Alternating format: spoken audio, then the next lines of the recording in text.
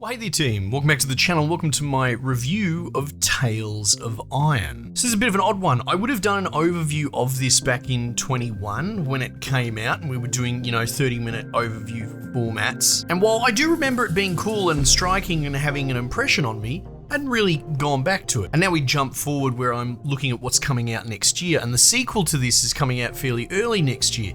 So I thought, why not? I'll go back to it and play a little bit. Before you know it, I've just sunk 8 hours into it in the past couple of days and clocked it, so we might as well review it. Safe to say, I think this is a fantastic game, very much worth checking out, and depending on when this video goes up, maybe the winter sale will be on. Anyway, that's speculative, who knows, maybe it'll be going on the cheap. But regardless, I still think it's worth it full price, $40 Australian, yeah sure. Absolute delight of a game.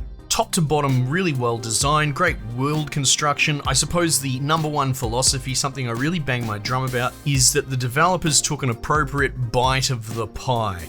It's not overdeveloped, it doesn't have a whole bunch of ancillary systems that are just there as filler. It knows what it is and it executes on it expertly, and honestly I loved every second of this game. So, very high praise, and safe to say I'm looking forward to the sequel in the next couple of months. So as you can see from the sort of artistic aesthetic, you're kind of this like rat kingdom. It's got a side scroller, I guess Metroidvania-ish. It's got what you could probably call Souls-like combat, that sort of action combat, parry, blocks, kind of Estus. However, like I said, the scope's fairly narrow. It's not like there's a million different builds or anything like that. There's a few different weapon types and there's a lot of different variants of those weapons, like swords, axes, spears, but generally speaking, it's much more of an action combat sort of arena based experience. And the combat works really well.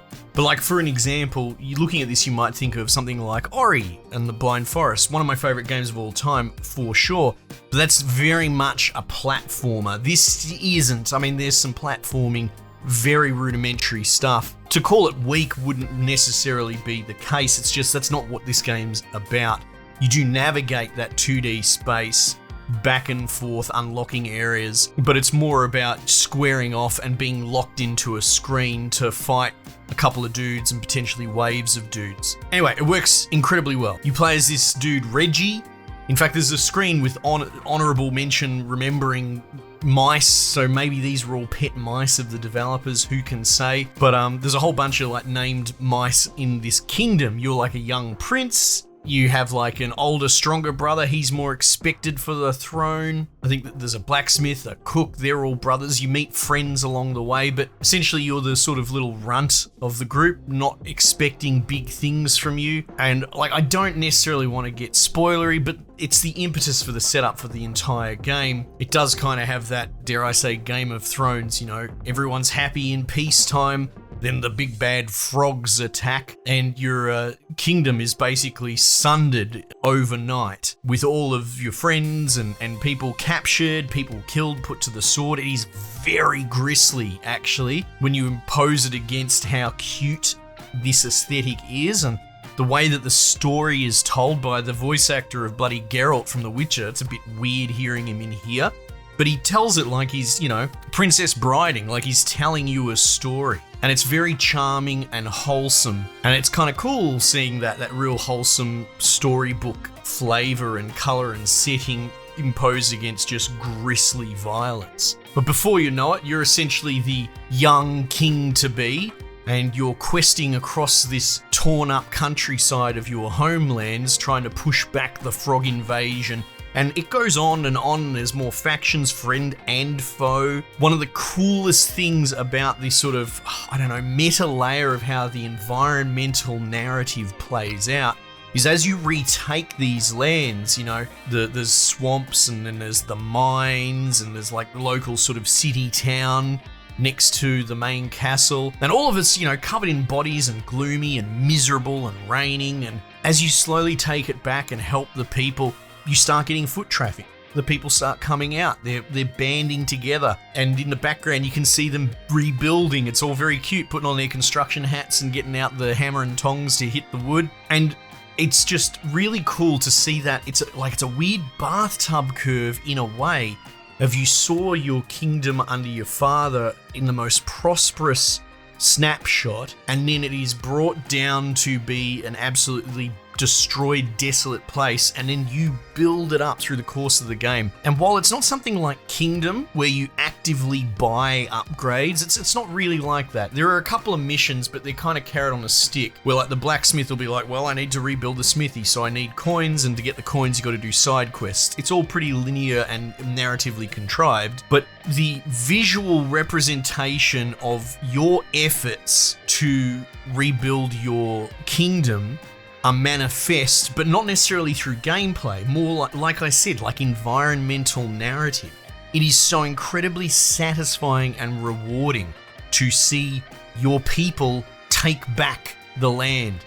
As you move through the sort of open road areas, there's swamps that are, navigable by the wreckage of roads, right? Essentially freeway equivalents, but your dudes get out there as you take it back bit by bit, and they start, rebuilding it. And it doesn't make a huge difference gameplay-wise, but it's so cool to watch your guys rebuild the kingdom. And before you know it, your castle's starting to thrive. The local town has musicians rocking up and playing music. You can do little side quests to, I found like a trader, he needed his wheel repaired to pull a caravan to the next sort of town or location. There's like a strange internal economy that there seems to be, bug beasts of labor.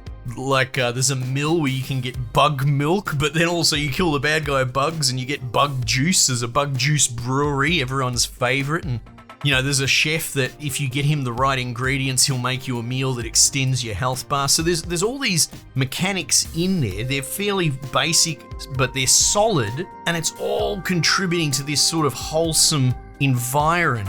And it's just really marvelous as an experience. Anyway, I've talked broadly about the sort of overarching, let's say, mouthfeel. As far as the mechanics go, incredibly solid. A lot of sort of counter, reading telegraphs and interplay. Towards the end, it gets a little bit ridiculous, but we've talked about this. A lot of game systems go like that. In the pursuit of making a game as hard and challenging as possible for the finale, often the developers squeeze their systems so hard that the cracks can start to show. And some of the boss telegraphs do get particularly difficult, depending on your build, I suppose. But there are some arenas where they will throw multiple dudes at you over and over again. And it becomes a little bit ridiculous trying to interact with 5 different types of telegraphs when you've only got so much real estate. Not necessarily a negative, because you don't want to just breeze through it, but it's one of those things. Be aware, it gets tough towards the end. But essentially you've got,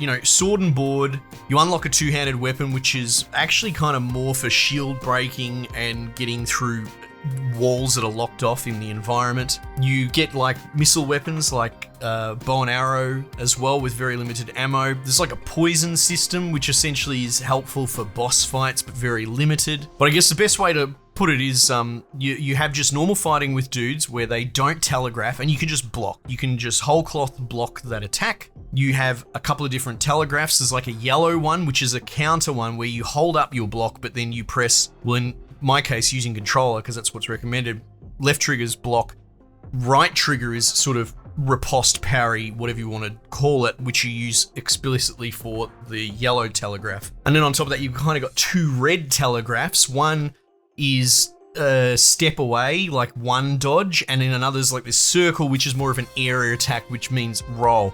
What's really fascinating, could be a turn-off for people if all they do is just listen and they don't give it a go, is that there's no iframes in this game. But I think that actually works to its benefit. I, like many Soul players, play almost exclusively dodge builds, or dodging a big part of it, because at the end of the day, iframes, and if you don't know what I'm talking about, it's where you do an evade or a dodge in these sort of games, and there are frames of your character's animation during that dodge where they are explicitly invulnerable.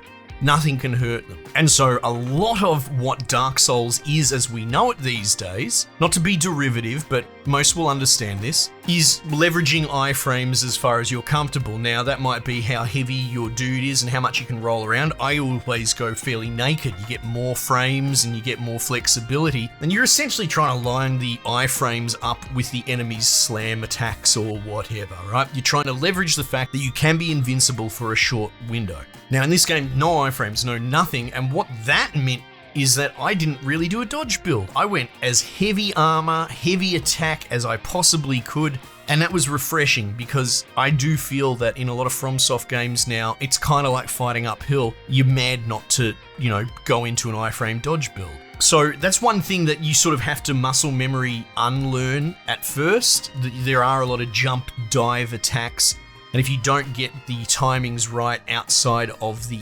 area of the effect, then it's going to hit you. Having said that, the blocks can be reliable when you can block it. So there's unblockable attacks.